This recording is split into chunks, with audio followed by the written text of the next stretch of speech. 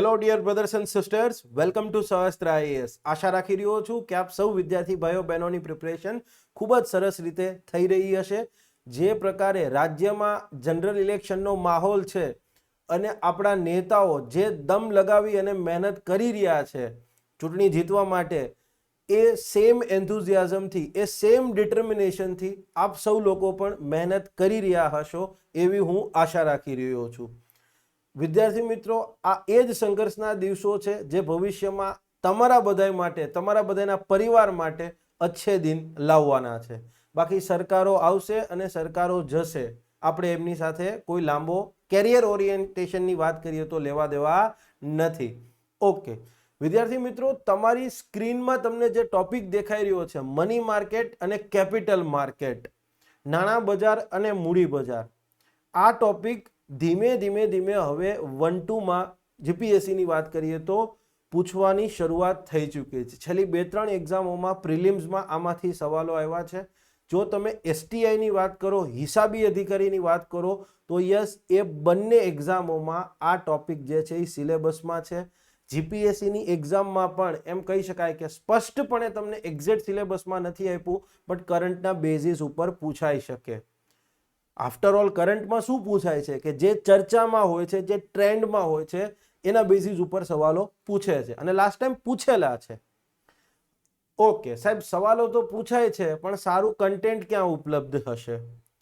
તો આ ટોપિક પર આજે જ્યારે હું કન્ટેન્ટ તમારી સમક્ષ લાવી રહ્યો છું ત્યારે વિનમ્રતા સાથે અને ગર્વ અને સ્વાભિમાન સાથે એટલું ચોક્કસપણે કહી રહ્યો છું કે ગુજરાતમાં પીસીએસ એક્ઝામની તૈયારીના ક્ષેત્રમાં આ પ્રકારનું કમ્પ્રિહેન્સિવ અને પ્રેક્ટિકલ અન્ડરસ્ટેન્ડિંગ સાથે આ લેક્ચર પહેલીવાર આવી રહ્યા છે. બરાબર છે? આની પહેલા અગાઉ ક્યારે પણ તમે જોઈ લેજો, કોઈ પણ પ્લેટફોર્મ કેમ નથી હોતું. ઇવન તમે તમારું યુપીએસસીના અલગ અલગ પ્લેટફોર્મ્સ છે, ગમે ફ્લેટફોર્મ, ગમે ફેકલ્ટી જઈને જોઈ લેજો, આ ચેપ્ટર ઉપર કોઈ લાંબી વસ્તુ એમને આપી નહીં હોય. બહુ મર્યાદિત વસ્તુ આપી હશે. આપણે અહીંયા 6 થી 7 લેક્ચરની અંદર ટોટલ આ બધું કન્ટેન્ટ જે છે એ પૂરું કરવાના છીએ. તમને કદાચ મગજમાં ક્વેશ્ચન થતો હશે કે આઈપીઓ એટલે શું, ઓફર ફોર સેલ એટલે શું, રાઇટ ઇસ્યુ એટલે શું, બોન્ડ એટલે શું, ડિબેન્ચર એટલે શું, આ બધા કેમ બહાર પાડવામાં આવે, ઇન્ફ્રાસ્ટ્રક્ચર ઇન્વેસ્ટમેન્ટ ટ્રસ્ટ એટલે શું, રિયલ એસ્ટેટ ઇન્વેસ્ટમેન્ટ ટ્રસ્ટ એટલે શું. તો આ બધા મોટા મોટા જે શબ્દો તમે જુઓ છો ને, એમાં તમારે કોઈ જ ચિંતા કરવાની જરૂર નથી. ક્લિયર છે? તમને એ બધાનો એમ કહેવાય ને કે ડીપ અન્ડરસ્ટેન્ડિંગ આ લેક્ચરની અંદર મળી રહેશે. સ્પેશિયલ આખી સિરીઝ છે કે જેની અંદર ટોટલ 6 થી 7 લેક્ચર થવાના છે. સાહેબ એ બધું છોડો, આ તમામ 6-7 લેક્ચર જે છે યુટ્યુબ પર અવેલેબલ થવાના છે. હા, આ તમામ લેક્ચર યુટ્યુબ પર હું મૂકવાનો છું. સાહેબ પ્રીમિયમ કન્ટેન્ટ છે છતાં પણ યુટ્યુબ પર કેમ મૂકો છો? મગજમાં એ સવાલ આવતા હશે. હું શરૂઆતમાં જ તમારા સવાલો 2-5 મિનિટમાં જ પૂરા કરી દેવા માંગુ છું કે જેથી પાછળ 6-7 જે લેક્ચર થાય એમાં મારે કોઈ બીજો સવાલનો જવાબ ના આપવો પડે. તો ખાસ યાદ રાખજો, જ્યારે હું અનએકેડેમીમાં હતો, ક્લિયર છે, અને મેં રેઝિગ્નેશન આપેલું હતું ત્યારે એમ કહી શકાય પીસીએસ એક્ઝામ પૂરી થઈ ગઈ હતી, પછી રેઝિગ્નેશન આપ્યું હતું. મેદાન છોડીને નહોતા ભાગેલા. ક્લિયર? હા.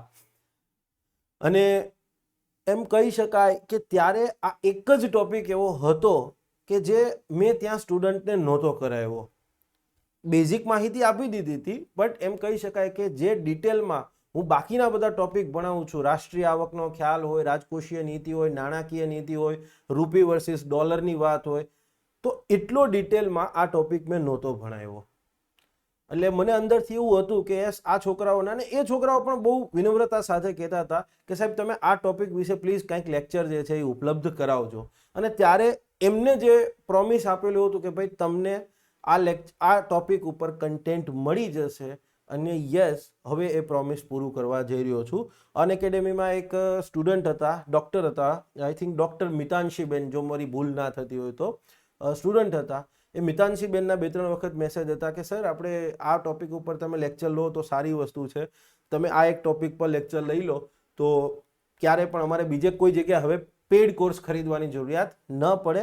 સો જેટલા પણ અનએકેડેમીના અમારા જે સ્ટુડન્ટ્સ હતા એ બધાને આ એક પ્રકારનું ટ્રિબ્યુટ રહેશે આપણા તરફથી. અને બીજા બધા વિદ્યાર્થીઓને પણ જે લાભ મળી રહ્યો છે એ થેન્ક્સ ટુ બરાબર છે, my fellow student at Unacademy.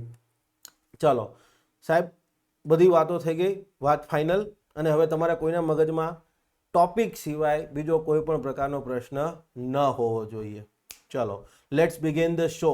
પહેલા જેમ આપણી પોલિસી છે, કોઈ પણ ટોપિકને સમજવાની શરૂઆત કરીએ ત્યારે પહેલા એનો રૂટ્સ મિનિંગ જે છે, એનો જે પાયાનો અર્થ છે એ સમજવાનો પ્રયત્ન કરીશું. ક્લિયર છે? તમને જોતા કદાચ મની માર્કેટ અને કેપિટલ માર્કેટ સેમ લાગતું હશે. ક્લિયર છે? બટ યસ, આનો પણ એક ડીપ મિનિંગ નીકળે છે ટેકનિકલ ટર્મ્સની અંદર. તો પહેલા એ ડીપ મિનિંગ સમજવાનો પ્રયત્ન કરીશું. ક્લિયર છે? પછી મની માર્કેટનો ઉપયોગ ક્યાં થાય, મૂડી બજારનો ઉપયોગ ક્યાં થશે, કઈ રીતે થશે, એ બધું સમજીશું. ઓકે, તમને બધાને ખબર જ છે, ક્લિયર છે, કે ભાઈ કંપનીઓ હોય કે પછી સરકાર હોય, કંપનીઓ, કોઈ પણ કંપની જાહેર સાહસ પણ હોઈ શકે અને યસ ખાનગી કંપની પણ હોઈ શકે. જાહેર સાહસ પણ હોઈ શકે, ખાનગી કંપની પણ હોઈ શકે, કે ઇવન એમએસએમઈ એકમ પણ હોઈ શકે. કોઈ પણ કંપની હોય કે પછી તમારી સરકાર હોય, રાજ્ય સરકાર અને કેન્દ્ર સરકાર, સંઘ સરકાર, યસ રાજ્ય સરકાર. ઓકે, આ બંને એકમોને, કંપનીઓને અને સરકારો જે છે, યસ એ બંનેને ફંડની જરૂરિયાત તો હોય જ છે. યસ, બંનેને ફંડની જરૂરિયાત હોય છે. ઓકે, અમુક વખત જે ફંડ જોઈતું હોય એ ટૂંકા ગાળા માટે જોઈતું હોય, અને યસ અમુક વખત જે ફંડ જોઈતું હોય એ લાંબા ગાળા માટે જોઈતું હોય, લોંગ ટર્મ માટે. હવે પ્રશ્ન એ થાય કે સાહેબ ટૂંકા ગાળા માટે એટલે કેટલા ટાઈમ માટે? 5 દિવસ, 25 દિવસ, 2 મહિના, 6 મહિના, વર્ષ, 2 વર્ષ. અને લાંબા ગાળા માટે એટલે કોને તમે લાંબો ગાળો કહો છો અને કોને તમે ટૂંકો ગાળો કહો છો? ક્લિયર છે? તો ટૂંકા ગાળા માટેની જો વાત કરો તમે, તો યસ 1 રાત્રિથી લઈ 1 વર્ષ સુધી. ક્લિયર છે? અને લાંબા ગાળા માટેની જો તમે વાત કરો તો 1 વર્ષથી લઈને, ક્લિયર છે, પછી ડિપેન્ડ્સ થાય, એ 30 વર્ષે જાય અને યસ 35 વર્ષે જાય. તો પ્રશ્ન એ થાય કે સાહેબ કંપનીઓને અને સરકારને ફંડની કેમ જરૂરિયાત હોય? તો સમજવા માટે પહેલા કંપનીનું ઉદાહરણ લઈશું, પછી આપણે સરકાર માટેની વાત કરીશું. ધારો કે કોઈ કંપની છે કે જેને 1000 કરોડનો સરકારી 1000 કિલોમીટર નેશનલ હાઈવે બનાવવાનો ક્લિયર કોન્ટ્રાક્ટ મળ્યો છે. હવે 1000 કિલોમીટરનો નેશનલ હાઈવે બનાવવો હોય, ક્લિયર છે, તો હું એવું સેફલી એઝ્યુમ કરી શકું છું કે આ મિનિમમ જે છે એ 10 થી 12,000 કરોડનો પ્રોજેક્ટ હોય. આ મિનિમમ 10 થી 12,000 કરોડનો પ્રોજેક્ટ હોય, મિનિમમ. વધારે હોઈ શકે, ક્લિયર, પણ આટલો તો પ્રોજેક્ટ હશે જ. તો સ્વાભાવિક છે ઇન્ફ્રાસ્ટ્રક્ચર નિર્માણ કરતી કોઈ પણ કંપની કેમ નથી હોતી, ચાહે ગૌતમ કાકાની હોય કે ચાહે મુકેશ કાકાની હોય કે એલોન મસ્ક કાકાની હોય, કોઈની પણ કેમ નથી હોતી? એ કારે સીધા એની પાસે 10-12,000 કરોડ રૂપિયા કોઈ એક જ પ્રોજેક્ટ માટે કાઢવા એ મુશ્કેલ જ હોય છે. તો કંપની જે છે એને કેટલુંક ફંડ, કંપની પાસે પોતાનું ફંડ હોય, તમે સમજો સરકારે એને કોન્ટ્રાક્ટ આપ્યો કે સરકાર એડવાન્સમાં પૈસા નથી આપવાની, સરકાર તો જેમ જેમ આગળ કામ થતું જશે એમ પૈસા આપશે અને કેટલાક પૈસા આખો પ્રોજેક્ટ પૂરો થાય પછી આપશે. યસ, તો રોડનું કામ કરવાનું હોય તો તમને ખબર છે કે જમીન સંપાદનથી શરૂઆત થાય, પછી રોડ પાસ કરવાનો થાય, ક્યાંથી નીકળશે, કયા ગામમાંથી નીકળશે, કયા વિસ્તારમાંથી નીકળશે, અલાઇનમેન્ટ થાય ને કે રોડ આમ જશે, આ રીતે આમ જવાનો છે. તો રોડ જે રૂટ હોય આખો રોડનો, એ રૂટ ઉપર તમારે જમીન પહેલા તો એક લેવલ પર લઈ આવવી પડે. યસ, પછી તમે ડામર, કોન્ક્રીટની જે બધું યુઝ કરશો એ તો પછી કરશો, પણ પહેલા તો જાડી જાખરા કાપવા પડશે ને. તો ઇનિશિયલ લેવલ ઉપર તમારે આ કોસ્ટ આવશે, પહેલા તો જમીનને સમતલ કરવાની ને એ બધી વસ્તુ. કોઈ જગ્યાએ જમીન પહોંચી હોય તો ત્યાં પાછું તમારે એ પ્રકારની કામગીરી કરવી પડે.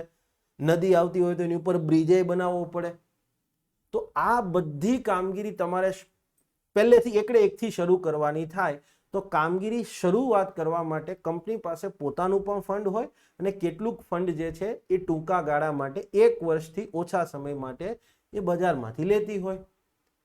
શરૂઆતમાં માનો કે વર્કિંગ કેપિટલ લેબરને આપવાનું હોય, મશીનરી કેટલીક ભાડે રાખવાની હોય. હા, તમારી જાણ ખાતર કન્સ્ટ્રક્શન ઇન્ડસ્ટ્રીની અંદર મશીનરી ભાડે લઈ આવવાની પણ એક ઇન્ડસ્ટ્રી છે આખી. કેટલીક કંપનીઓ એવી છે કે જ્યાં મોટી મોટી મશીનરીઓ ભાડે જ આપે છે. તો મશીનરીની વાત હોય, શરૂઆતમાં રો મટીરિયલ ખરીદવાની વાત હોય, ઇક્વિપમેન્ટ્સ ખરીદવાની વાત હોય, તો ઇનિશિયલ લેવલ ઉપર કામગીરી શરૂ કરવા માટે કંપનીને કેટલુંક ફંડ જરૂરી હોય છે. તો સામાન્યતઃ આવી બધી કામગીરી માટે કંપની ટૂંકા ગાળા માટે ફંડ લેતી હોય. જ્યારે કેટલુંક ફંડ તો એવું હોય કે કંપનીને લોંગ ટર્મ માટે જોતું હોય કે જ્યાં સુધી આખો આ પ્રોજેક્ટ પૂરો નથી થતો, બરાબર છે, 8 વર્ષથી 10 વર્ષ માટેનો જે આખો આ પ્રોજેક્ટ હોય એ પૂરો ન થાય ત્યાં સુધીનું ફંડ જોઈએ. સમગ્ર પ્રોજેક્ટને અનુલક્ષીને આખી લોન લેવાની થાય. તો એ જે છે એનું કંપનીની લાંબા ગાળાની જરૂરિયાતનું ફંડ થયું. તો કંપનીને ટૂંકા ગાળા માટે પણ ફંડની જરૂરિયાત હોય, લાંબા ગાળા માટે પણ ફંડની જરૂરિયાત હોય. એ જ રીતે આપણી સરકારો છે એને પણ ટૂંકા ગાળા માટે ફંડની જરૂરિયાત હોય અને લાંબા ગાળા માટે પણ ફંડની જરૂરિયાત હોય. આપણે નાણાકીય નીતિના લેક્ચરમાં એક ટોપિક જોઈ ગયેલા હતા, ways and means of advance, કે ભાઈ સરકાર જે છે એ નાણાકીય વર્ષ શરૂ થાય તો ખર્ચો સરકારને પહેલા જ દિવસથી સ્ટાર્ટ થઈ જાય, પણ સરકારની આવક જે છે એ જેમ જેમ વર્ષ આગળ જતું જાય એમ પાછળથી આવવાની સ્ટાર્ટ થાય. નાણાકીય વર્ષ 1 એપ્રિલે સ્ટાર્ટ થઈ જાય તો 1 એપ્રિલે જ ક્લિયર છે કોઈ વ્યક્તિ પ્રધાનમંત્રી જન આરોગ્ય યોજનામાં અંતર્ગત કોઈ હોસ્પિટલમાં દાખલ થશે તો સરકાર એને એમ કહે છે કે ના ના અમને પેલા ટેક્સ આવે પછી જ તમારું ઓપરેશન થશે. ના, સરકાર કહી જ દે છે કાંઈ વાંધો નહીં, એડમિટ થઈ જાઓ. ખ્યાલ આવ્યો? યસ. તમે સમજવા માટે ટેક્સ તો પાછળથી, તમે આવકવેરાનું રિટર્ન તો પાછળથી ભરો છો ને. વર્ષ પૂરું થાય પછી તમે જે આવકવેરો ભરો છો, એડવાન્સ પણ ભરવાનો હોય છે, બટ યસ વર્ષ પૂરું થાય પછી પણ ભરો છો ને. જીએસટી છે તો હોટલમાં તમે જમવા ગયા, તમે તો એટ એ ટાઈમ જીએસટી આપી દીધો, એ હોટલ વાળો તો મહિના પછી જીએસટી આપવાનો છે. તો સરકારની આવક હંમેશા પાછળથી આવતી હોય, જેમ જેમ નાણાકીય વર્ષમાં આગળ વધતા જાય ને એમ, પણ ખર્ચો તો પહેલા જ દિવસથી સ્ટાર્ટ થઈ જાય. ક્લિયર છે? તો આવક અને ખર્ચની અસમતુલાને પહોંચી વળવા માટે આરબીઆઈ પાસેથી ટૂંકા ગાળા માટે ફંડ લે છે, ways and means of advance. મેં બહુ ડિટેલમાં ભણાવ્યું છે. તો યસ, તો ways and means of advance હેઠળ જે ફંડ લેવામાં આવે છે એ સરકાર ટૂંકા ગાળાની જરૂરિયાતને પહોંચી વળવા માટે લેતી હોય છે. એ જ રીતે બહુ મોટા ઇન્ફ્રાસ્ટ્રક્ચર પ્રોજેક્ટ હોય, સમજવા માટે ભારત બ્રોડબેન્ડ પ્રોજેક્ટ છે, ક્લિયર છે, ઓલ ઓવર ઇન્ડિયામાં ફાઈબર, ગ્રામીણ વિસ્તારોમાં ફાઈબર કનેક્ટિવિટીથી નેટ આપવાની વાત છે. તો ફાઈબર કનેક્ટિવિટી કઈ એવું નહીં સીધા કેબલ ખેંચી લીધા, એમનેમ ના થાય. એના માટે આખું બધું પ્રોપર પ્લાનિંગ અને બહુ મોટો ખર્ચો આવે એની અંદર. તો એ જે ફંડની જરૂરિયાત હોય સરકારને, એ લાંબા ગાળા માટે ફંડની જરૂરિયાત હોય. તો પ્રશ્ન હવે એ ઉદ્ભવે છે કે સાહેબ અમને એક વસ્તુ તો ખબર પડી ગઈ કે ચાહે સરકાર હોય કે ચાહે કંપનીઓ હોય, એમને લાંબા ગાળા માટે અને ટૂંકા ગાળા માટે ફંડની જરૂરિયાત હોય છે. તો પ્રશ્ન એ થાય આ ફંડ ક્યાંથી લાવે? આ જે છે લાંબા ગાળા માટેનું અને ટૂંકા ગાળા માટેની જરૂરિયાતનું ફંડ જે છે એ ફંડ ક્યાંથી લાવે?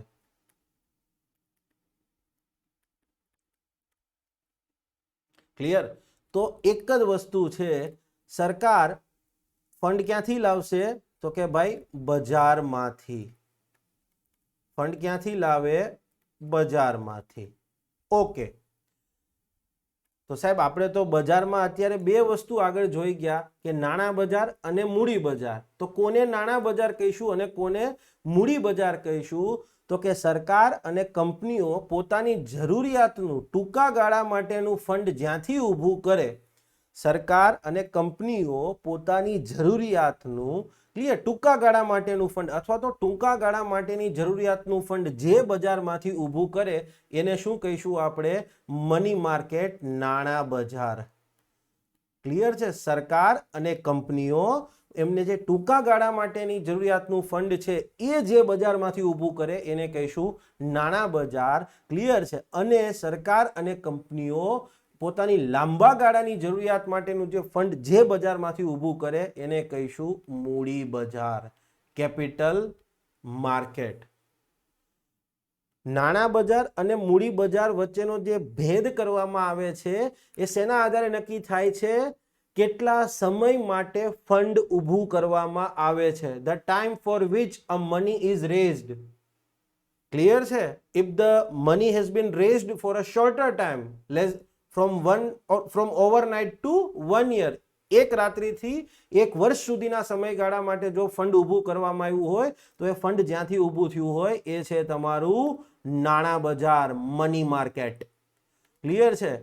And if the fund has been raised for a long period of time, બરાબર છે, greater than 1 year, 8 years, 3 years, 9 years, 12 years, 15 years, તો એ કહીશું આપણે કેપિટલ માર્કેટ.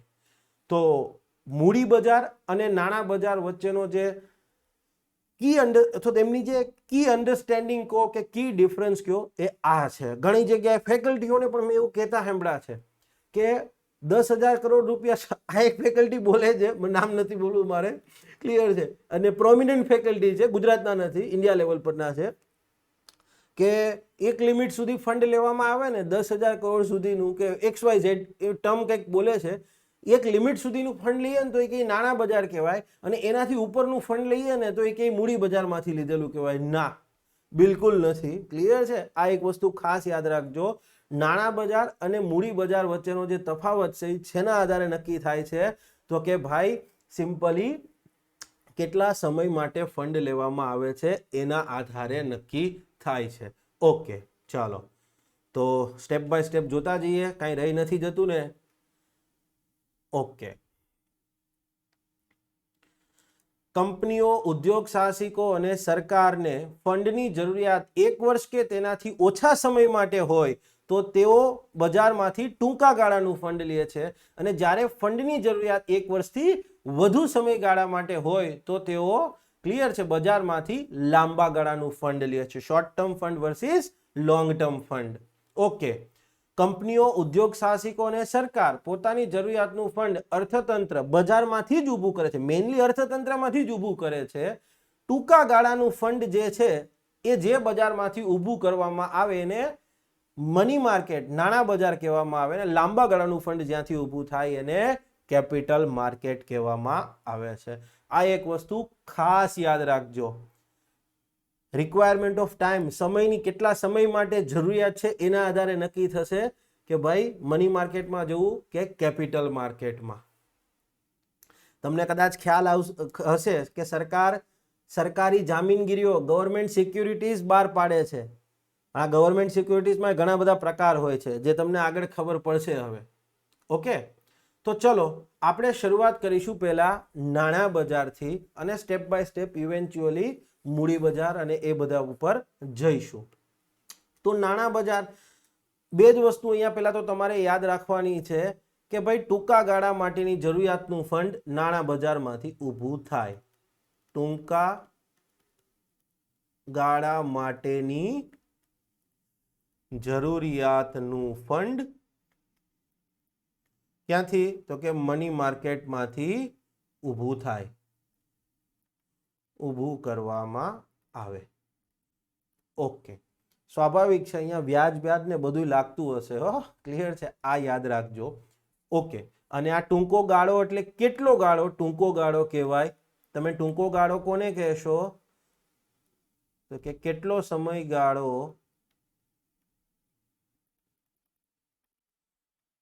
ટૂંકો ગાળો કહેવાશે? તો કે સિમ્પલ, એક રાત્રિથી લઈ અને, ક્લિયર છે, એક રાત્રિથી લઈને 1 વર્ષ માટે ફંડ લેવામાં આવ્યું હોય. તમે જુઓ, કદાચ તમે રેપો અને રિવર્સ રેપો હવે તો સાંભળ્યું નહીં, ભણી ગયા હશો ને ખ્યાલ હશે. તો રેપોમાં આપને ખબર છે કે ફંડ 1 રાત્રિ માટે, 7 દિવસ માટે અથવા 14 દિવસ માટે, અને સેમ રિવર્સ રેપો માટે થાય છે. ક્લિયર છે? આ તમને ખ્યાલ હશે. તો એ તો સાવ બેઝિક વસ્તુ હતી. હવે તમને અહીંયા એક્ઝેક્ટલી, અને રેપો, રિવર્સ રેપોમાં આપણે ગવર્મેન્ટ સિક્યુરિટી શબ્દ બહુ બધી વખત બોલેલા છીએ. એ સિવાય ઓપન માર્કેટ ઓપરેશનમાં, માર્જિનલ સ્ટેન્ડિંગ ફેસિલિટીઝની અંદર બહુ બધી વખત આપણા ગવર્મેન્ટ સિક્યોરિટીઝ ઉપયોગ કર્યો છે, તો હવે તમને એક્ઝેક્ટલી એનો મિનિંગ ને બધું ખ્યાલ આવશે કે કેમ ઇસ્યુ થાય છે. આમ તો મેં કહી દીધું હતું બેઝિક એનું આપણા નાણાકીય નીતિના ચેપ્ટરમાં, બટ સ્ટીલ અહીંયા તમને ઇન ડિટેલ ખ્યાલ આવશે. તો મની માર્કેટ, નાણાં બજાર, ટૂંકા ગાળા માટે ફંડ ઊભું કરવામાં આવે, અને યસ, ટૂંકો ગાળો મતલબ કેટલો, તો કે 1 વર્ષથી લઈ અને 1 રાત્રિ સુધીનો. હવે તમે એક વસ્તુ વિચાર કરો, આપણે એવું કીધું કે કંપનીઓ, ઉદ્યોગ સાહસિકો અને સરકાર જે છે એ ફંડ ઊભું કરે છે. તો અહીંયા એક વસ્તુ વિચાર કરો, ફંડ ઊભું કરવામાં આવે, મેં એવો શબ્દ બોલ્યો છે, લખ્યો છે, તો અહીંયા કોક ફંડ આપતું હશે, કોઈક જે છે એ ફંડ આપતું હશે, અને ઊભું કરનાર હશે તો કોઈક ફંડ લેતું પણ હશે. સ્વાભાવિક છે, ફંડ ઊભું કરવામાં આવે છે તો કોક ફંડ આપનાર હશે અને કોક ફંડ જે છે એ લેનાર હશે. ક્લિયર છે? ફંડ આપનાર જે છે એને શું કહીએ આપણે? લેન્ડર કહીએ, ધિરાણ કરનાર લેન્ડર, અને ફંડ લેનાર જે છે એને શું કહીએ? બોરોવર કહીએ. તો મની માર્કેટની અંદર કોણ ફંડ આપનારની ભૂમિકામાં અર્થાત લેન્ડરની ભૂમિકામાં હશે, કોણ ફંડ બોરો કરવાની ભૂમિકામાં હશે? ક્લિયર છે? તો એક તો તમને ખબર પડી ગઈ છે કે ભાઈ ફંડ કોણ લેતું હશે, તો કે યસ સર, કંપનીઓ ફંડ લેતી હશે. ક્લિયર છે? સરકારો ફંડ લેતા હશે. તો શું આ બે જ ફંડ લેતા હશે? ના, બેંકો પણ ફંડ લેતી જ હોય.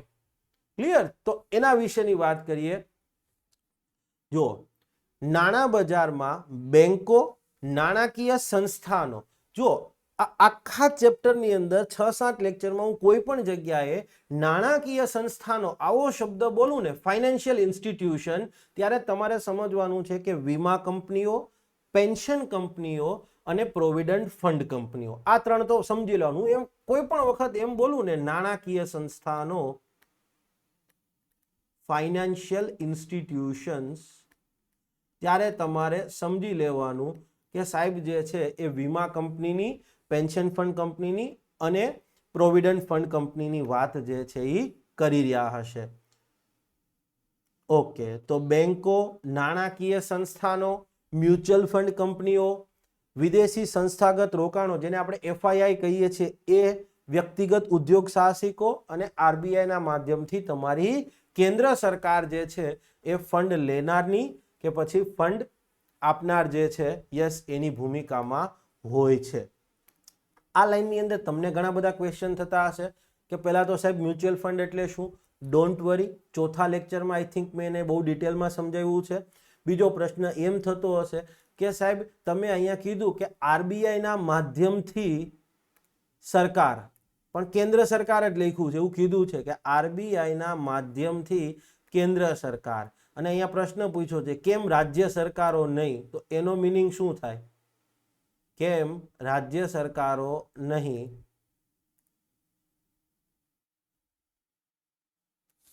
તો તમને કદાચ ખ્યાલ હશે, ઇકોનોમીમાં તમારા સાહેબો આગળ તમે ભણ્યા હશો, ભણાવ્યું હશે, મારા છોકરાઓને મેં ભણાવ્યું છે કે ભારતમાં ટૂંકા ગાળા માટેના ફંડની વાત કરીએ ને, શોર્ટ ટર્મ ફંડ, કે ભાઈ 1 વર્ષથી ઓછા સમયગાળા માટેનું ફંડની જો વાત કરીએ તો એ માત્ર સંઘ સરકાર જ લઈ શકે છે. રાજ્ય સરકારો 1 વર્ષથી ઓછા સમયગાળા માટે ફંડ લઈ શકતી નથી.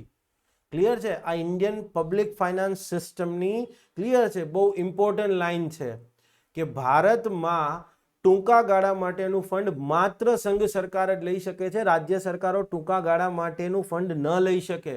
લેક્ચર 2 ની અંદર તમને બહુ ડિટેલમાં ખ્યાલ આવશે. તો આ ખાસ યાદ રાખજો. મની માર્કેટની અંદર ક્લિયર છે, કોણ નાણાં લેનાર અથવા નાણાં આપનારની ભૂમિકામાં નથી હોતું. તો ખાસ યાદ રાખજો, રાજ્ય સરકારો જે છે એ અહીંયા સમાવિષ્ટ થતી નથી. બેંકો, નાણાકીય સંસ્થાનો, વિદેશી સંસ્થાગત રોકાણો, FIIs, મ્યુચ્યુઅલ ફંડ કંપનીઓ, ક્લિયર છે, કેન્દ્ર સરકાર, સંઘ સરકાર, યસ, એ કાં તો નાણાં લેનાર હોય કાં તો પછી નાણાં આપનારની ભૂમિકામાં હોય છે. આટલી એક વસ્તુ રાજ્ય સરકારો નથી હોતી.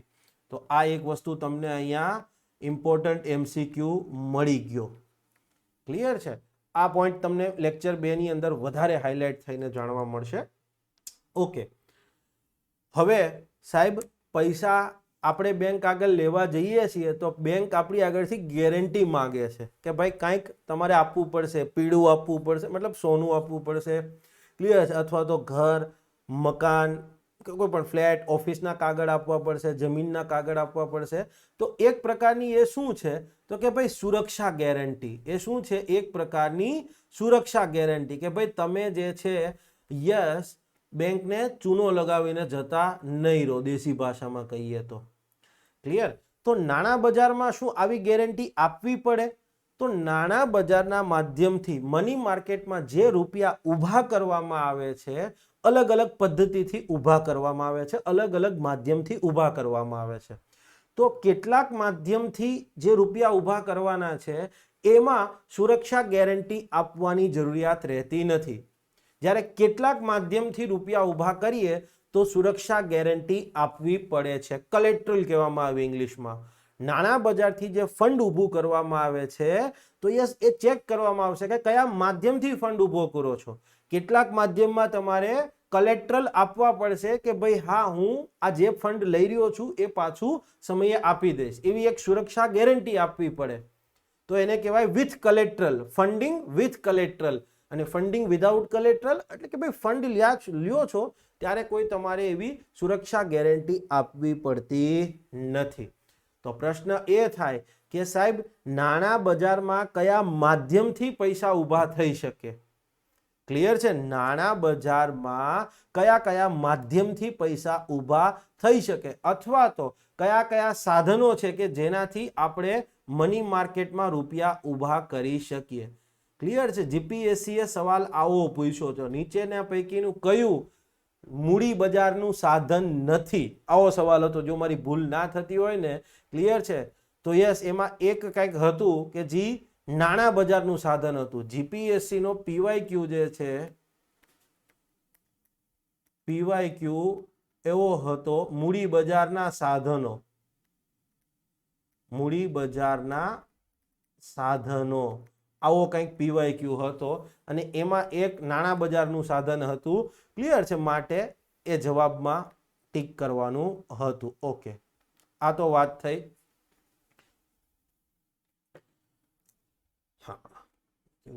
ચલો, તો નાણાં બજારના સાધનો ક્યાં ક્યાં, અને આને આપણે બધાને ઇન ડિટેલ પ્રેક્ટિકલ અન્ડરસ્ટેન્ડિંગ સાથે સમજવાના છે.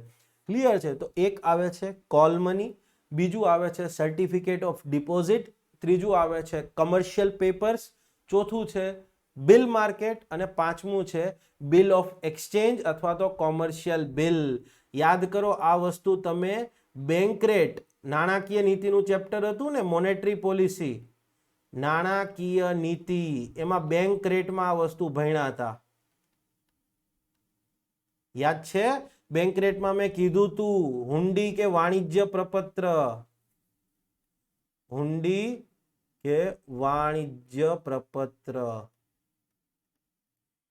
યસ, તો આ હુંડી અને વાણિજ્ય પ્રપત્ર શું છે એ પણ તમને ખ્યાલ આવી જશે. આ લેક્ચરની અંદર આપણે ક્લિયર છે 1, 2 અને 3 ભણીશું. નેક્સ્ટ લેક્ચરની અંદર આપણે 3, 4 અને 5 ભણીશું. ક્લિયર છે? તો ચલો let's begin the show. Okay, 5 5માં એક વસ્તુ તો યાદ રાખવાની છે કે ભાઈ ફંડ ઊભું કરવામાં આવતું હશે. કેટલા સમયગાળા માટે? તો ટૂંકા ગાળા માટે ફંડ ઊભું કરવામાં આવતું હશે. યસ, કેટલાકમાં તમારે ફંડ ઊભું કરો છો ત્યારે સુરક્ષા ગેરંટી આપવી પડતી હશે, કેટલાકમાં સુરક્ષા ગેરંટી આપવી પડતી નહીં હોય. યસ, તમારે એ જોવાનું છે કે યસ એ જે તે માધ્યમમાં ફંડ આપનાર કોણ છે, ફંડ લેનાર કોણ છે. આ 4-5 મુદ્દાઓ જ જોવાના છે. 5 ઇન્સ્ટ્રુમેન્ટ્સ, આને એવું કહેવામાં આવે instruments of money market. Clear છે? યસ, કદાચ ઇન્સ્ટ્રુમેન્ટ ઓફ મની માર્કેટ. તો જ્યારે આપણે નાણાં બજારના સાધનોની વાત કરીએ છીએ અથવા તો ઇન્સ્ટ્રુમેન્ટ ઓફ મની માર્કેટ્સની વાત કરીએ છીએ તો આપણે 4-5 પોઈન્ટ જ એમાં મેઇનલી જોવાના છે કે જે પરીક્ષામાં એમસીક્યુ સ્વરૂપે અથવા તો વિધાનવાળા વાક્ય સ્વરૂપે આવી શકે. એક તો આ તમને કહી દીધું, ટૂંકા ગાળાનું લાંબા ગાળાની વાત કરી એમ. બીજું તો કે ભાઈ સુરક્ષા ગેરંટી આપવી પડે કે ન આપવી પડે, લેનાર કોણ છે, ફંડ લેનાર કોણ છે, ફંડ આપનાર કોણ છે, કેટલા સમયગાળા માટે ફંડ લેવામાં આવે. 1 વર્ષથી ઓછું તો હશે જ, પણ એમાંય ટાઈમલાઈન હશે પાછી. ક્લિયર છે? યસ, એ સિક્યોર્ડ છે કે અનસિક્યોર્ડ છે, એનો ઉદ્દેશ્ય શું છે, બસ આ 5 પોઈન્ટ ઉપર જ જનરલી આપણે આ 5 નો અભ્યાસ કરવાનો છે. તો let's begin the show with the call money. Call money જે છે, યસ, એનું બીજું નામ નોટિસ મની પણ છે, નોટિસ મની તરીકે પણ ઓળખવામાં આવે છે. કોલ મની કયો કે નોટિસ મની કયો, ફંડ તો ટૂંકા ગાળા માટે જ લેવામાં આવતું હશે. યસ, ટૂંકા ગાળા માટે લેવામાં અથવા તો આપવામાં આવતું હશે. કોઈ કોલ મનીમાં ક્લિયર છે, ફંડ કોક લેનાર હશે તો કોક આપનાર તો હશે જ. તો યસ, કોલ મની અન્વયે અથવા તો નોટિસ મની અન્વયે જે ફંડ આપવામાં આવે છે કે પછી ફંડ લેવામાં આવે છે એ ટૂંકા ગાળા માટે હોય છે. તો પ્રશ્ન એ ઉદ્ભવે કે સર આવો ટૂંકો ગાળો કેટલો? આવો ટૂંકો ગાળો કેટલો? તો જો 1 રાત્રિથી લઈ અને 14 દિવસ સુધીનો ટૂંકો ગાળો હોય તો યસ, એને આપણે નોટિસ મની કહીએ છીએ. ટૂંકો ગાળો કેટલો? તો કે 1 રાત્રિ, ઓવરનાઇટ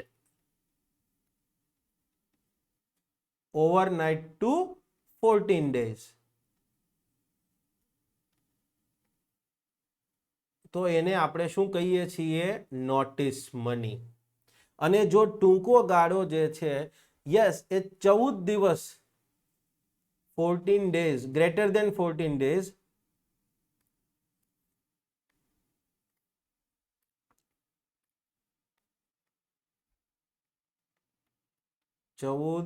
દિવસથી વધુ પણ 1 વર્ષ સુધી, તો એને આપણે શું કહીશું? તો કે ભાઈ call money. Clear? Call money notice money તરીકે ઓળખાય છે. કોલ મની કયો કે નોટિસ મની કયો, ફંડ ટૂંકા ગાળા માટે જ લેવામાં આવતું હશે. આ ટૂંકો ગાળો કેટલો? તો કે જો 1 રાત્રિથી લઈને 14 દિવસ સુધી ફંડ લીધું હોય તો એને નોટિસ મની, 14 દિવસથી વધારે પણ 1 વર્ષથી ઓછા સમય માટે લીધું હોય, ક્લિયર છે, યસ, તો પછી એને આપણે કહીશું કોલ મની. બીજો પોઈન્ટ કે પૈસા લેવા માટે ગેરંટી આપવી પડે કે ન આપવી પડે, કલેક્ટરલ આપવું પડે કાંઈ કે ન આપવું પડે. તો કોલ મની અંતર્ગત તમારે ફંડ લેવું હોય તો કોઈ જ પ્રકારની તમારે પેમેન્ટની સુરક્ષા સંબંધિત ગેરંટી આપવાની થતી નથી. બરાબર છે? Funding without collateral. કોઈ સ્ટેટમેન્ટ એમ આવી જાય કે કોલ મની અંતર્ગત ફંડ ઊભું કરવા માટે પેમેન્ટ સંબંધિત સુરક્ષા ગેરંટી આપવાની જરૂરિયાત રહેતી નથી. યસ, સ્ટેટમેન્ટ સાચું છે. માત્ર ને માત્ર જે પેમેન્ટ લેનાર છે, ફંડ ઊભું કરનાર છે, એને ખાલી અને ખાલી શું આપવું પડે? તો કે ભાઈ પ્રોમિસરી નોટ્સ આપવી પડે. ક્લિયર છે? સુરક્ષા.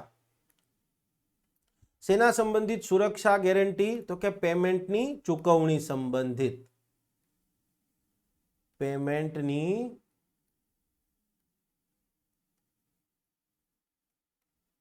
કોઈ જ એટલે કોઈ જ ગેરંટી આપવાની. તમે જુઓ, રેપો અને રિવર્સ રેપોમાં એક વસ્તુ જોઈ હતી. રેપો અંતર્ગત જ્યારે વાણિજ્યક બેંકો આરબીઆઈ પાસે ફંડ લેવા જાય, ચાહે 1 રાત માટે લેવા જાય, ચાહે 7 દિવસ માટે લે, 14 દિવસ માટે લે, પેલી ગવર્મેન્ટ સિક્યુરિટીઝ મૂકવી પડતી, યાદ છે? ગેરંટીના ભાગરૂપે. અને જે ટાઈમલાઈન હોય, માનો કે 7 દિવસ હોય તો 7 દિવસ પૂરા થાય પછી એ ગવર્મેન્ટ સિક્યુરિટી પાછી ખરીદી લેવાની. કોલ મનીમાં કોઈ જ ગેરંટી આપવાની થતી નથી. કોલ મની કે નોટિસ મનીમાં કોઈ જ ગેરંટી નહીં. ક્લિયર છે? માત્ર પ્રોમિસરી નોટ જે છે એ આપવી પડે. કોને? તો કે ફંડ લેનારે. ફંડ લેનારે જે પૈસા લઈ રહ્યો છે, બોરો કરી રહ્યો છે. ક્લિયર છે? અને યાદ રાખજો, પ્રોમિસરી નોટ્સને કોઈ પણ વ્યક્તિ પી નોટ્સ ના લખતા, કારણ કે પી નોટ્સ છે એ ઓફશોર ડેરિવેટિવ્સની કેટેગરીમાં આવે છે. ફોરેન ઇન્વેસ્ટમેન્ટના ટોપિકનો ભાગ થઈ જશે ખાસ. અને યુપીએસસી એ પૂછેલું છે કે તાજેતરમાં પી નોટ્સ ચર્ચામાં હતું, એ કેને સંબંધિત છે? તો એ પી નોટ્સ ફોરેન ઇન્વેસ્ટમેન્ટના સંદર્ભમાં છે અને અહીંયા પ્રોમિસરી નોટ્સ લખ્યું છે. તો મહેરબાની કરી અને કોઈ ટૂંકાક્ષરી પેલામાં ના જતા રહેતા કે P notes. P notes is a different thing. Okay. કોણ ફંડ આપનારની ભૂમિકામાં અને કોણ ફંડ લેનારની ભૂમિકામાં હોય છે? યસ, આ પણ પૂછાઈ શકે.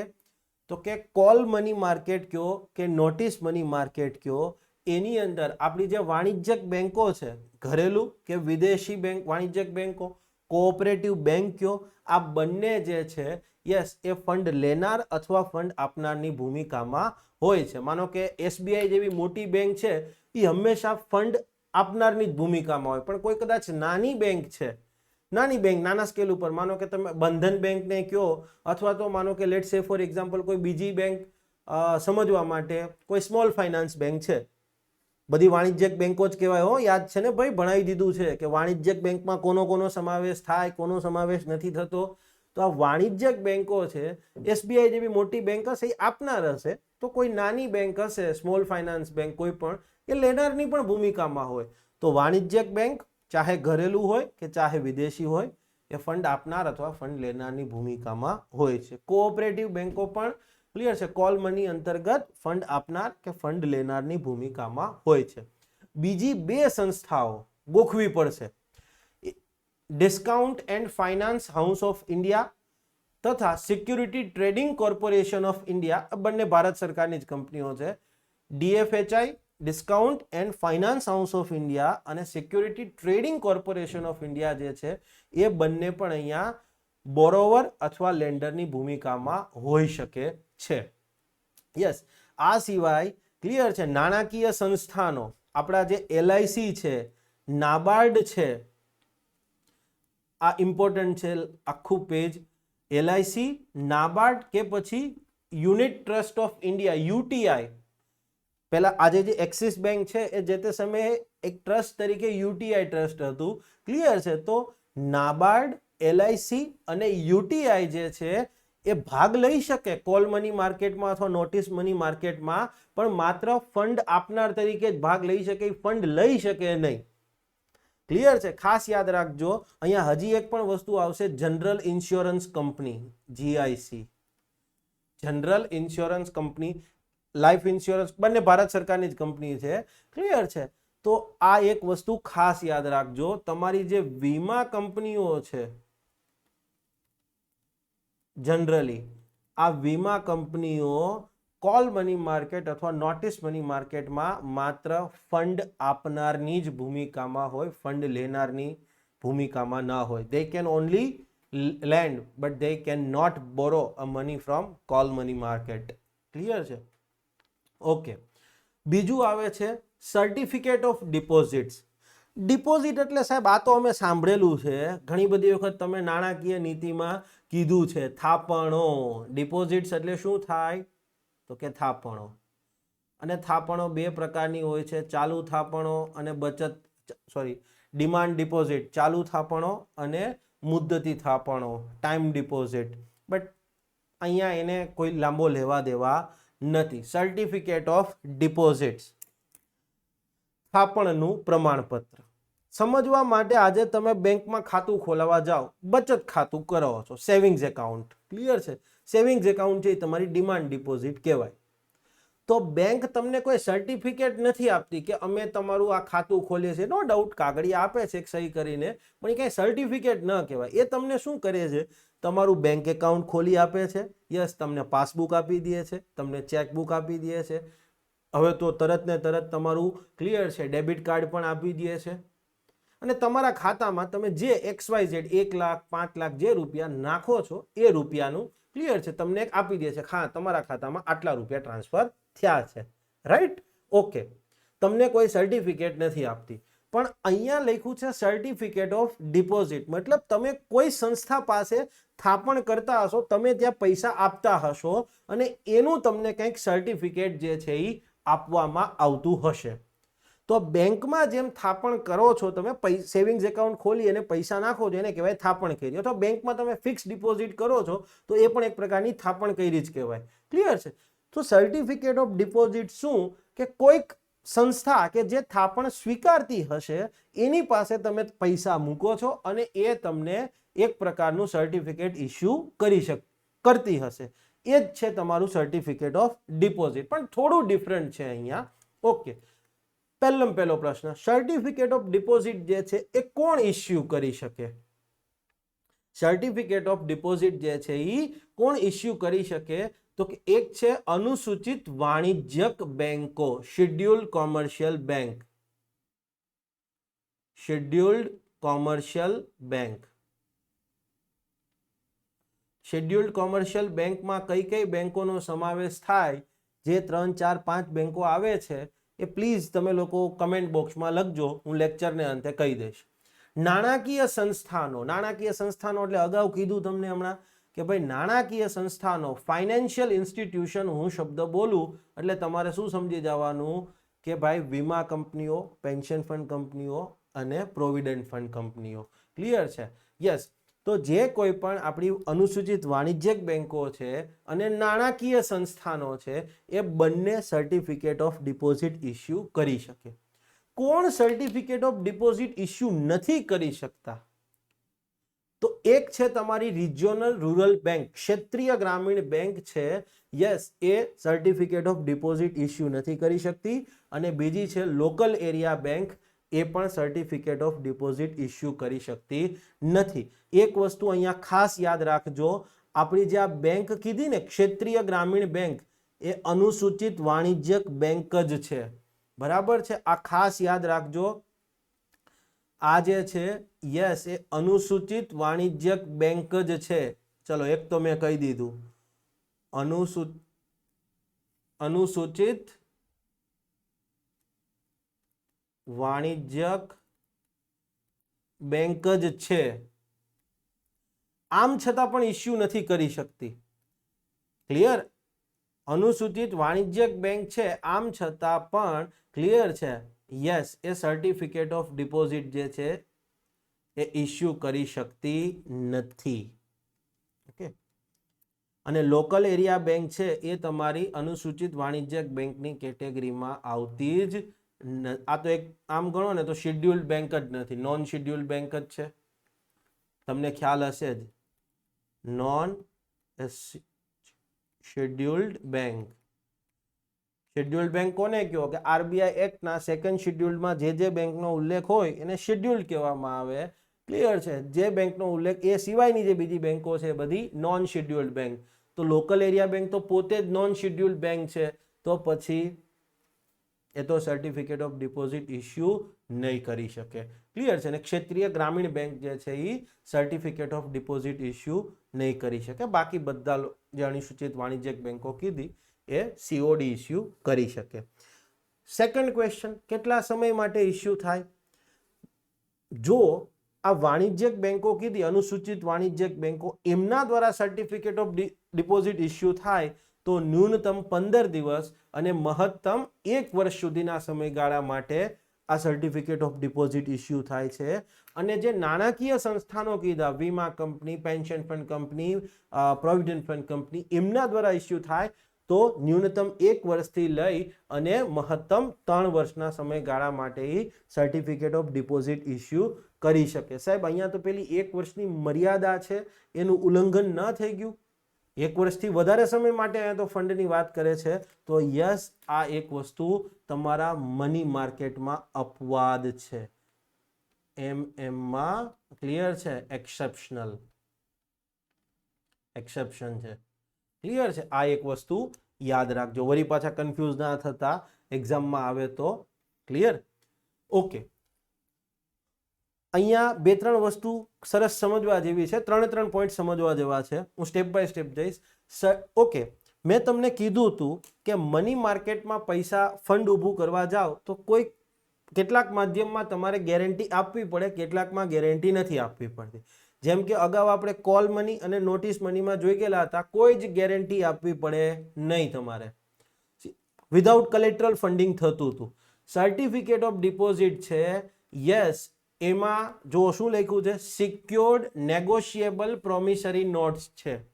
સિક્યોર્ડ નેગોશિયેબલ પ્રોમિસરી નોટ્સ છે, મતલબ અહીંયા પેમેન્ટની સુરક્ષાની ગેરંટી તમારે, ક્લિયર છે? સોરી, પેમેન્ટની સુરક્ષાની ગેરંટી કોઈ નથી હોતી.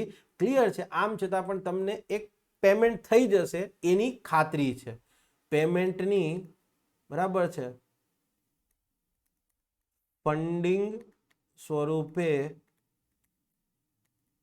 લેવાયેલ રકમ પુનઃ મળે, યસ, એની એક ખાતરી છે. કલેક્ટરલ નથી કીધું હજી. ક્લિયર છે? પ્રોમિસરી નોટ્સની જ વાત કરી છે. ક્લિયર છે? તમે ફંડિંગ સ્વરૂપે જે 500 કરોડ 1000 કરોડ લીધા હોય એ પુનઃ મળી જશે એની એક ખાતરી આપવામાં આવી છે. જનરલી બેંકો ને બધા લેતા હોય એટલે ખાતરી હોય જ, બરાબર છે, કોઈ પ્રાઇવેટ પેલી કંપની તો નથી. ક્લિયર છે? ન્યૂનતમ રોકાણ કેટલું કરવાનું થાય પ્રતિ સબસ્ક્રાઇબર? હા, જો હવે એક આ નવી વસ્તુ આવશે કે આ પ્રકારના જે મની માર્કેટ ઇન્સ્ટ્રુમેન્ટ છે એમાં મિનિમમ ઇન્વેસ્ટમેન્ટની પણ એક જોગવાઈ લાગુ થાય અને પછી જે નેક્સ્ટ ઇન્વેસ્ટમેન્ટ કરી શકો ને એના ગુણાંકમાં જ કરી શકો. સર્ટિફિકેટ ઓફ ડિપોઝિટ્સ જે છે, યસ, માનો કે આજે તમારે પોતાને સર્ટિફિકેટ ઓફ ડિપોઝિટ્સ કરવી હોય તો કરી શકો બેંક પાસે જઈ. ક્લિયર છે? 15 દિવસથી લઈ અને 1 વર્ષ સુધીની કરી શકો, અથવા નાણાકીય સંસ્થાનો પાસે 1 વર્ષથી લઈ અને 3 વર્ષની કરી શકો. પણ અહીંયા મિનિમમ તમારે 1 લાખની ડિપોઝિટ થાય અને 1 લાખથી પછી એમ કહો કે 1.5 લાખની કરી આપો તો એવું નહીં, પછી 1 લાખના ગુણકમાં જ થાય. 1 લાખ, 2 લાખ, 3 લાખ, 5 લાખ, 25 લાખ. ક્લિયર? આ એક વસ્તુ ખાસ યાદ રાખજો. ન્યૂનતમ રોકાણનું પણ ક્વેશ્ચન આવી શકે કે 1 લાખ, 2 લાખ, 3 લાખ, 4 લાખ, બરાબર છે, યસ, ગમે એટલા, 101 લાખ, 121 લાખ, બરાબર, XYZ. ક્લિયર છે? લાખના ગુણકમાં થવું જોઈએ. ઓકે, આ જે પોઈન્ટ છે ને એને મેં ઇંગ્લિશમાં લખ્યો છે, બરાબર છે, કારણ કે મને એનું ગુજરાતી ખબર જ નથી પડી, હું એનું ગુજરાતી કરું. Certificate of deposit are issued at a discount rate and redeemed at par. આનો મિનિંગ શું નીકળ્યો? મિનિંગ પ્રોપર તમને સમજાવી શકીશ, પણ એનું ગુજરાતી કરવું મારા માટે પણ શક્ય નહોતું.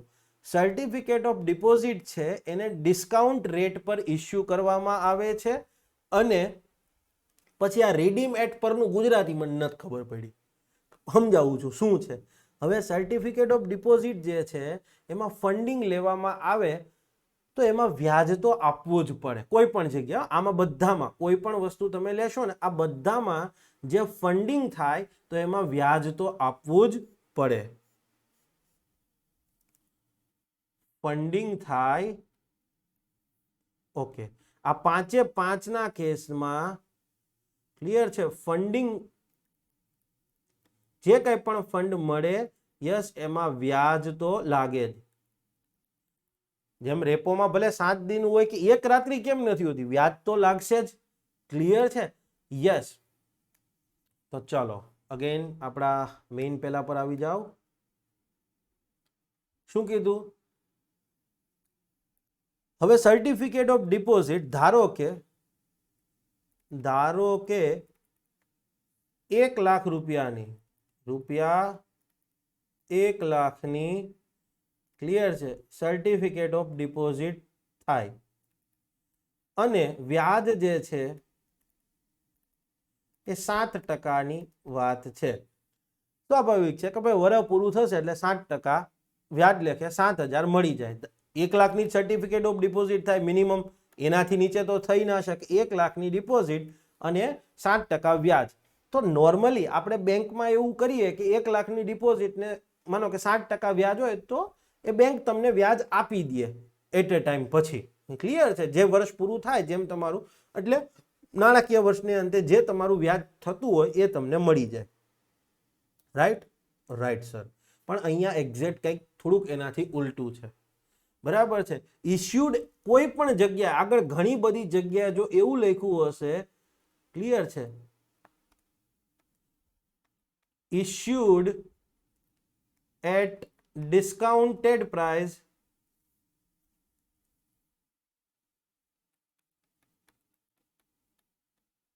issued at discounted price and આ જિંદગીમાં કોઈ દી છે ને મારાથી રેડીમેડ પરમાં 1-2 રીત થઈ જ જાય, કોઈ દી એક રી નહીં થયો. redeemed at પર, આનો એટ પાર, આનો મિનિંગ શું નીકળે ખબર? કોઈ પણ જગ્યાએ દુનિયામાં ક્યાંય જાઓ, કોઈ પણ આવી ટર્મ લખી હોય ને એનો મિનિંગ એક જ નીકળશે, જે હું તમને હવે કહી રહ્યો છું. બરાબર છે? શું કીધું તું? ₹1 લાખની COD, certificate of deposit and 7% વ્યાજ, તો તમારે એકચ્યુઅલી થાપણકાર છે ને, ફંડ આપનાર થાપણકાર હશે, જે થાપણ કરાવશે થાપણકાર અથવા તો ફંડ આપનાર, અને યસ આને ફંડ આપશે, આ જે છે એ ફંડ સ્વીકારનાર, ક્લિયર છે? કોઈ પણ બેંક, ઓકે, આપણે સમજી લઈએ બેંક છે, ઓકે. તો હવે એને ₹1,00,000 નથી આપવાના, અહીંયા 1,00,000ની સિક્યોરિટી ડિપોઝિટ, 7% વ્યાજ, અને એવું લખે કે issued at discounted price and redeem at par, એટલે આ વ્યક્તિ જે છે ને, ક્લિયર છે, આ 1,00,000ના 7%, 1,00,000માં 7% કેટલા થાય? ₹1,00,000ના 7% કરો એટલે કેટલા થાય? ₹7,000 થાય. યસ, તો આ વ્યક્તિ અહીંયા 1,00,000માંથી 7,000 બાદ કરી દો, કેટલા થાય? 93,000 થાય ને, 93,000 જ આપશે. આ વ્યક્તિ છે એ અહીંયા 1,00,000માંથી 7,000 બાદ કરીને રૂપિયા આપશે, ક્લિયર છે? ફંડિંગ આપશે. યસ, એટલે આ જે ફંડ સ્વીકારનાર બેંક છે એ એમને 1,00,000ની COD ઇસ્યુ કરશે, 1,00,000ની COD ઇસ્યુ કરે. યસ, અને જેટલો સમય પૂરો થાય, માનો 1 વર્ષની હોય, સમયગાળો ધારો કે 1 વર્ષ હોય, તો વર્ષ પછી વ્યક્તિને ₹1,00,000 મળશે.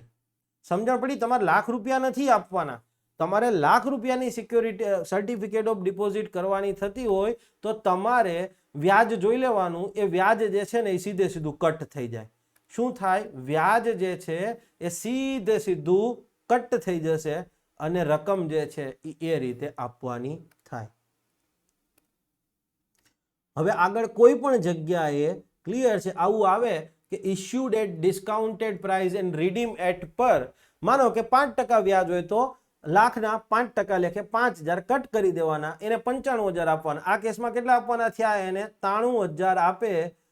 યસ, એટલે ક્લિયર છે, આ બેંક એને 1,00,000ની સિક્યોરિટી 1,00,000ની સર્ટિફિકેટ ઓફ ડિપોઝિટ ઇસ્યુ કરી દેશે, અને યસ, વર્ષ પૂરું થાય એટલે એને 93 આપ્યા હતા એટલે એને ₹1,00,000 મળી જશે.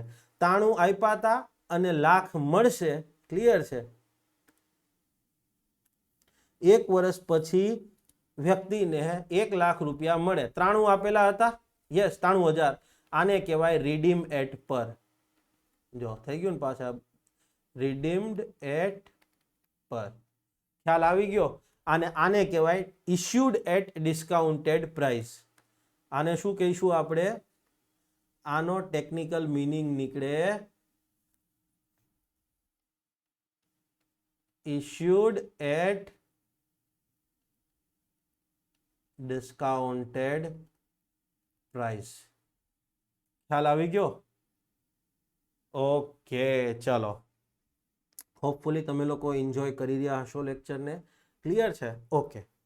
સર્ટિફિકેટ ઓફ ડિપોઝિટ, સાહેબ તમે શરૂઆતમાં જ કીધું કે સર્ટિફિકેટ ઓફ ડિપોઝિટ જે છે, ક્લિયર છે, એ બેંકમાં જે તમે બચત થાપણ કરો છો એના જેવું કંઈક છે. તો બેંકમાં તમે થાપણ કરો છો એના જેવું છે. બેંકમાં તમે જે સેવિંગ્સ એકાઉન્ટમાં રૂપિયા મૂકો છો, સેવિંગ ડિપોઝિટ કરો છો, સેવિંગ એકાઉન્ટ ખોલીને એમાં જે રૂપિયા નાખો છો, એનાથી આ સર્ટિફિકેટ ઓફ ડિપોઝિટ કઈ રીતે અલગ પડે છે? તો આપણે સેવિંગ્સ એકાઉન્ટ છે એ મૂળ તો શું છે? ડિમાન્ડ ડિપોઝિટ જ છે. સેવિંગ એકાઉન્ટ જે કહીએ છીએ, બચત થાપણ, એ મૂળ તો શું છે? ડિમાન્ડ ડિપોઝિટ જ છે. વ્યક્તિ ડિમાન્ડ કરે ત્યારે રૂપિયા આપવા પડે. તમે સેવિંગ્સ એકાઉન્ટમાં આજે ₹1,00,000 નાખો અને કાલે તમે લાખે ઉપાડી લ્યો તોય બેંક તમને ના પાડશે નહીં. તમે કોઈ પણ સમયે રાત્રે 12 વાગે ઉપાડ કરવો હોય તો તમને ડેબિટ કાર્ડ આપ્યું છે. સેવિંગ્સ એકાઉન્ટમાં તમે જે રૂપિયા રાખ્યા છે, જેટલા રાખ્યા છે, એમાંથી તમે ગમે ત્યારે ગમે એટલા ઉપાડી શકો, ક્લિયર છે? તમને કોઈ જ પેનલ્ટી લાગતી નથી. પણ સર્ટિફિકેટ ઓફ ડિપોઝિટમાં તમે એકવાર રૂપિયા મૂક્યા, માનો કે 15 દિવસ માટે મૂક્યા, તો 15 દિવસ સુધી પછી તમે એને ઉપાડી શકો નહીં. કોઈ પણ પરિસ્થિતિ કેમ નથી આવતી, બરાબર છે? અને ઉપાડશો, ક્લિયર છે, તો પેનલ્ટી રૂપે મૂળ તમને જે વ્યાજ મળવા પાત્ર હોય, ક્લિયર છે, યસ, એમાં ઘટાડો થશે. એવું નહીં કે એમ રોકેટ કે નહીં એટલે નહીં જ પછી, ક્લિયર છે. પણ અહીંયા તમે જુઓ 93,000 મૂક્યા હતા તો તમને 7,000 વ્યાજ મળતું હતું અને એ 7,000 તમને હવે કેવું થશે, માનો કે તમે 1 વર્ષ માટે આપી ₹1,00,000 સર્ટિફિકેટ ઓફ ડિપોઝિટ, તો હવે અહીંયા ક્લિયર છે તમને પછી ઉપાડી લ્યો અધ વચ્ચે તો એ પૂરેપૂરા મળે નહીં, ક્લિયર છે. ઓકે વિદ્યાર્થી મિત્રો, સહસ્ત્ર આઈએએસ નું જે આપણું પ્લેટફોર્મ છે એની ઉપર આપણે ઇકોનોમી પોલિટીના કોર્સિસ જે છે એ તમને અવેલેબલ છે, કમ્બાઇન્ડ કોર્સિસ પણ અવેલેબલ છે અને આ કોર્સિસમાં જે લેવલ ઓફ કન્ટેન્ટ છે એ પ્યોરલી યુપીએસસી અને જે જીપીએસસીની જે સમયની સાથે જે લેવલ અપ થયું છે એને ધ્યાનમાં રાખીને કરવામાં આવ્યું છે. આપણે ત્યાં ઇકોનોમીની અંદર રેકોર્ડેડ અને લાઈવ બંને કોર્સિસ અવેલેબલ છે.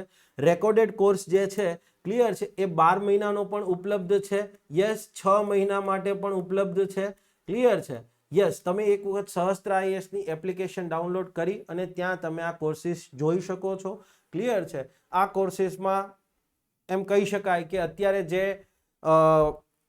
1 તારીખથી 1 ડિસેમ્બરથી લઈ અને ક્લિયર છે 5 ડિસેમ્બર સુધી એમાં ડિસ્કાઉન્ટ ચાલી રહ્યું છે, તો ડિસ્કાઉન્ટેડ પ્રાઇસનો પણ લાભ લઈ શકો છો, યસ. આ કોર્સ જ્યારે હું 12 મહિનાનો કહું છું, ક્લિયર છે, તો 12 મહિનાના કોર્સમાં પ્રી પ્લસ મેઇન્સ બંને છે. આવનારા સમયની અંદર 3 મેઇન્સ આવવાની છે, આવનારા સમયની અંદર 3 મેઇન્સ આવવાની છે 12 મહિનામાં જ.